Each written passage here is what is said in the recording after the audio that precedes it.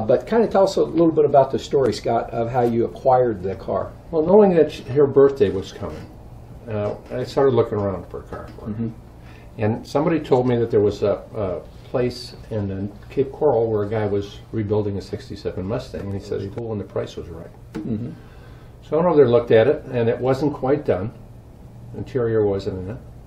I told the guy, I said, I'm interested in it. Call me when you have the interior in and let me know. The car was done and the price was right, so I took it and I brought it home.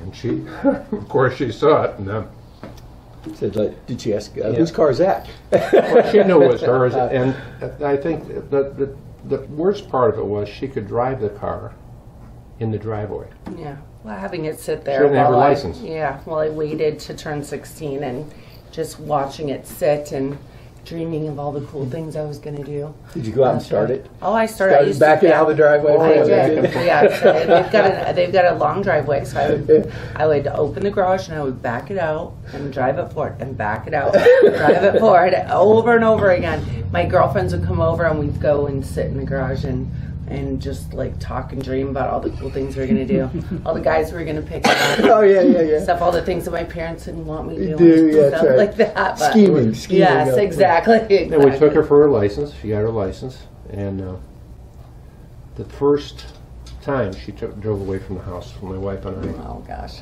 stood there Terrified. Yeah. Oh yeah. Terrified. and watched her watching me. tear away from the house. Yeah. And when I left too, they were scared. I was a little scared, because the steering on the car was not, Right. No power steering. right, and a huge steering wheel, and it's a stick, and it wasn't an easy car to drive. It's really exciting. I felt very, very lucky back then. I don't know that I felt as lucky as I should have felt. Now looking back, Yeah. I was pretty blessed to have such a cool first car, and I was known as the girl with the red Mustang on Fort Myers Beach for years and years. There she goes. There she goes. Yeah, got me busted doing just about everything. They got a lot of phone calls. And there was one time that we actually Saw me. going by a restaurant, and we saw the car sitting there during the middle of the school day. Yeah. And we pulled over and said hello.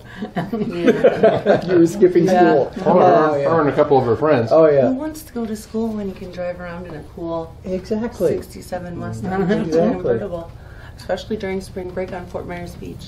She got several tickets Yeah. with that car. For Speeding driving tickets. too fast, but I get that from my dad, so he can't Oh, it's really hereditary. be mad It's at me hereditary. about Yeah. it. I got away with it because him and I are cut from the same cloth when it comes to that, for A sure. little heavy foot, Yeah. I must admit. So. Yeah. Meanwhile, I've got You inherited now. You Yeah, inherited Kathy the and I Mustang. have the Mustang. We drive it around, and it's thick and it doesn't have power steering and stuff. So I said, well, let's just put this in the garage across the street, and I'll get to work on it later. Yeah. Well, 17 years Later, yeah. It was still sitting in the I garage. called Dennis. Up here. Dennis came over and looked at it, and he says, "Yeah." He says, "Yeah, we can do it." So I came and picked up the car, and the story's pretty well told after that. Yeah. It really is like a part of the family. It's not just a car. Yeah, having a car like that is so cool. That I've had some of the best times of my life in that car. I mean, honestly, even just us, even since it came back from alive. you. Yeah. Yes, even going to the car shows and doing. I mean, it is one of the coolest cars on the road. Yes, There's no absolutely. doubt Yeah, absolutely. about it. So much fun, and I'm so glad that my dad kept it, and you guys brought it back to life. Yeah. Just seeing her face when the first time she saw that Mustang. Oh, when it yeah. went back. Yeah. She just her eyes got Unbelievable. that big. Boom. Unbelievable. And then she drove it. She Yes. looks at me. She says, "Boy, does this bring back memories." Yeah, very awesome. When we had it done, when it was finally done, I said, "Well, what the heck are we going to do with this thing?" She certainly doesn't have room for it anywhere. What we do, so I said, "No, Valerie's going to eventually get it and be caretaker of it 4 Max. And that's why it says Max on the tag. Yeah. We have Max 5 on the Max tag. 5 on the tag. And he goes to the car shows with us. He Yeah. sits in the car and he tells everybody it's a 67 Mustang. Yeah.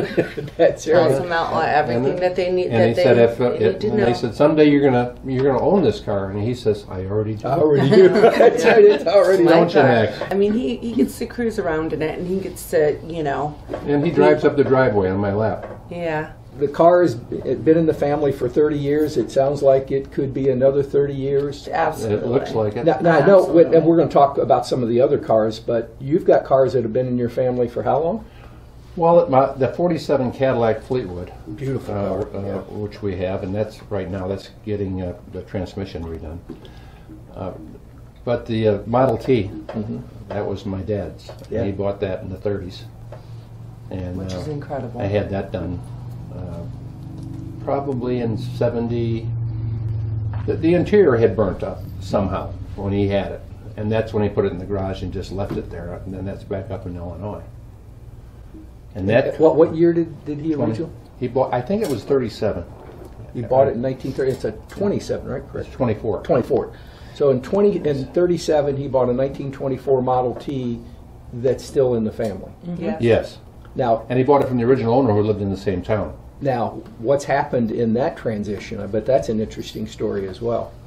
Well, when I got the car out of there, when we had taken it to a fella in Des Plaines, Illinois, and I asked him. He said he could rebuild it, so I took it to him, and he did a beautiful job. Rebuilt it fine. And then we drove it, and then we moved to Florida, at which time I left the Model T in Illinois. And we moved down. We got in business for ourselves, and you know how that works. You're busy. And about 84, maybe the end of 84, 85, I had it shipped down. And we drove it around the beach, and we'd have company come, and we'd take them for the Model T tour down the island. Oh, that had to be a lot of fun for good people. enough. So we put them in the back, and Kathy and I would run down the beach, and found out that the beach does have a little slant on it because every little hill you can tell on Yeah, that you can T. tell on that T, yeah. Yeah, so when you're going south, it's going up a little bit, and you're going back north, it's going down a little bit. You probably got up to around 40. Oh, and that, you were smoking then. Oh yeah, things were just flying down. I should have had a scarf on and have it going like a Snoopy or something. Well, today you can't get 40 miles an hour on the beach today. Anyway. No, that's for sure. That's right. True, yeah. So, and then as time went on, of course, being in the humidity that we have here, everything started Yep. little peeling, little checking. I noticed there's a little rust underneath, and I said, well, I'm not going to let this thing go. Then we sent it back. We brought it back to you. Yeah.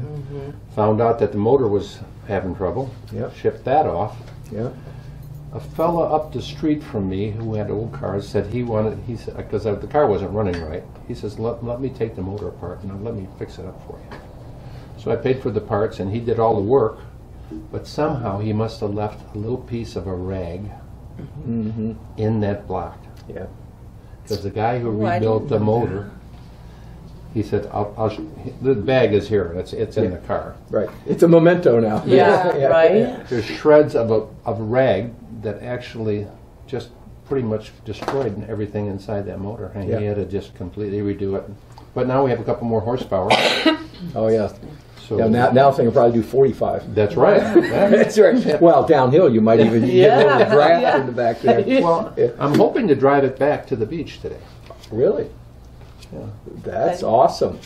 That's awesome. Without air conditioning now? Yeah, I was going to have you put air in it. Well, it has. It has. All windows down in 45. Yeah, That's how all exactly. the air There you go. you get. That's it. Yeah, actually, you have to pretty much keep the top down because it's like a sail when that Model T, Right. it slows you down. Right. Right. So you put the top down and you take off. Yeah. Well, let's go back and take a look at the cars back there.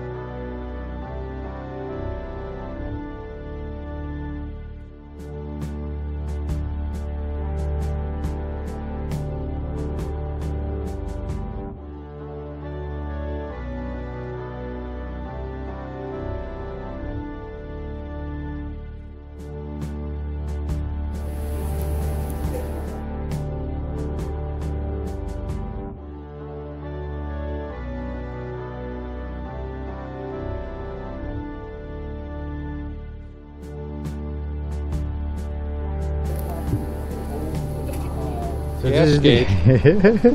High tech. High-tech Yeah. gas gauge. Is that oak, or you had to use something? Oh yeah. There's enough to get to the gas station. You're a bit lean.